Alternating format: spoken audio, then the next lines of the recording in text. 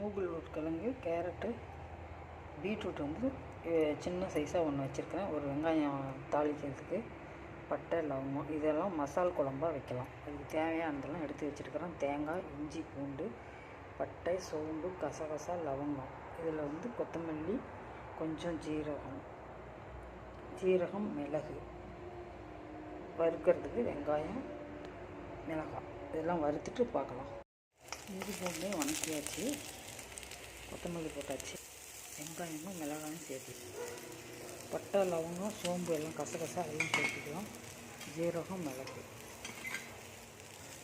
இது கூட தேங்காயை போட்டு கொஞ்சம் சூடு பண்ணி அப்படியே அரைச்சிடலாம். அரைச்சிக்கலாம். எண்ணெய் காஞ்சிச்சு, கடுகு, எடுத்து வச்ச பட்டை, லவங்கம் போட்டுக்கலாம்.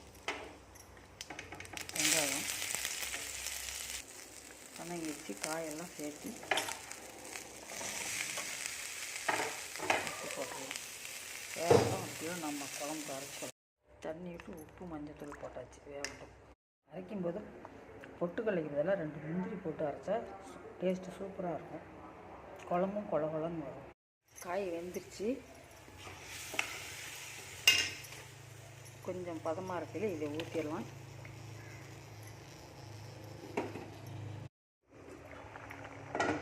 குழம்பு ரெடி ஆயிடுச்சு. ஃப்ரெஷ்ஷாக கருவேப்பிலை போட்டு இறக்கிடலாம்.